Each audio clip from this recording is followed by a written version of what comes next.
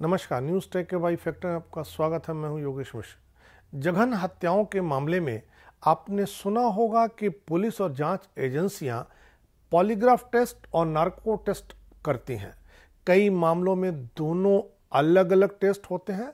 हाल फिलहाल श्रद्धा murder case में आफताब पूनावाला के लिए पुलिस और जांच एजेंसियों ने दोनों टेस्ट कराने की रिकमेंडेशन की, यानी कहा कि आफताब पूनावाला की सच्चाई तक पहुंचने के लिए नार्को टेस्ट और पॉलीग्राफ टेस्ट दोनों कराना जरूरी है। ऐसे में यह जरूरी हो जाता है कि हम ये जानें कि नार्को और पॉलीग्राफ टेस्ट होते क्या है और इन टेस्ट से पुलिस क्या क्या पता कर सकती है। यह सवाल भी उठता है कि नार्को टेस्ट और पॉलीग्राफ टेस्ट दोनों कराने की जरूरत क्या है।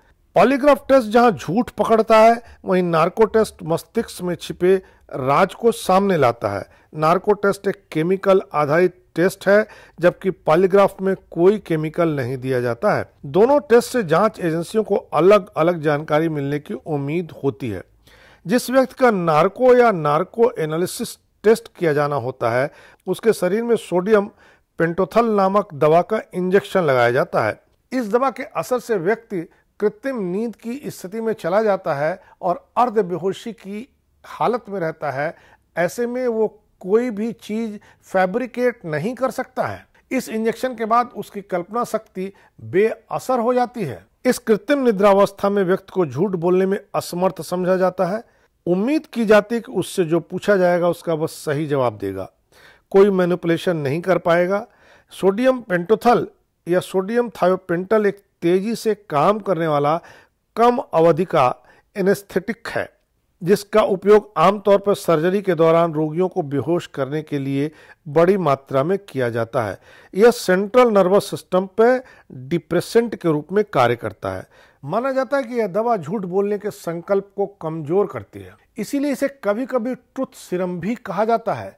दूसरे विश्व युद्ध के दौरान खुफिया एजेंसियों द्वारा इसका व्यापक पैमाने पर इस्तेमाल किया गया था। इस दवा के आलोचक इसे मानवाधिकारों का उल्लंघन या यातना का एक रूप मानते हैं। बहरहाल ट्रुथ सीरम को सबसे पहले अमेरिकी न्यूरोलॉजिस्ट, मनोचिकित्सक और सैन्य चिकित्सक विलियम जेफरसन द्वारा इस्तेमाल किया गया था। पॉलीग्राफ टेस्ट इस कॉन्सेप्ट पर आधारित है कि जब भी कोई आदमी झूठ बोलता है तो उसके शरीर के अंगों की प्रतिक्रियाएं सामान्य तौर पर यानी सच बोलने की प्रतिक्रिया से अलग होती है। पॉलीग्राफ टेस्ट में शरीर में दवाओं का इंजेक्शन नहीं लगाया जाता है, कोई भी इंटेक्ट नया नहीं दिया जाता है, बल्कि कार्डियो कफ या संवेदनशील इलेक्ट्रोड जैसे उपकरण शरीर से जोड़े जाते हैं। जब टेस्ट के अधीन व्यक्ति से सवाल होते हैं तो उसे उस दौरान इन उपकरणों से उस व्यक्ति के ब्लड प्रेशर, नाड़ी की दर, सांस लेने की दर, पसीने के ग्रंथि गतिविधि में बदलाव, ब्लड फ्लो आदि को मापा जाता है। इस टेस्ट का मूल आधार यह है कि झूठ बोलने पर व्यक्ति का ब्लड प्रेशर बढ़ जाता है, हृदय गति बढ़ जाती है और उसकी सांस लेने की गति में भी अंतर आ जाता है। वहीं सच बोलने पर शारीरिक प्रतिक्रिया नॉर्मल रहती है। इस तरह के एक परीक्षण के बारे में कहा जाता है कि पहली बार 19वीं शताब्दी में इतालवी अपराध विज्ञानी सेसार लोम्ब्रोसो द्वारा किया गया था, जिन्होंने पूछताछ के दौरान आपराधिक संदिग्धों के ब्लड प्रेशर में बदलाव को मापने के लिए एक मशीन का इस्तेमाल किया था।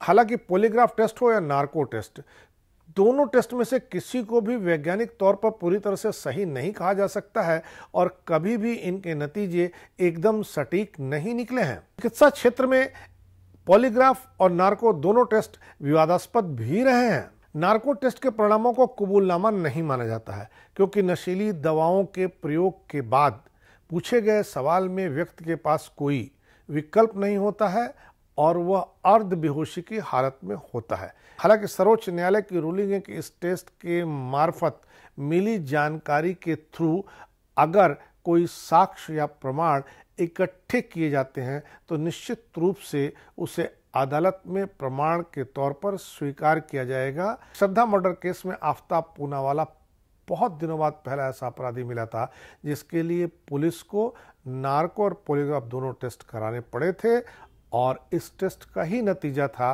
कि बात खुलकर सामने आ गई और इस जघन्य हत्या का राज खुला कि सचमुच श्रद्धा मर्डर केस में 14 टुकड़े आफताब पूनावाला ने अपनी प्रेमिका के कर दिए थे। इस बार इतना ही। अगली बार फिर मिलेंगे किसी नए सवाल पर नए ढंग से बात करने के लिए। तब तक के लिए नमस्कार।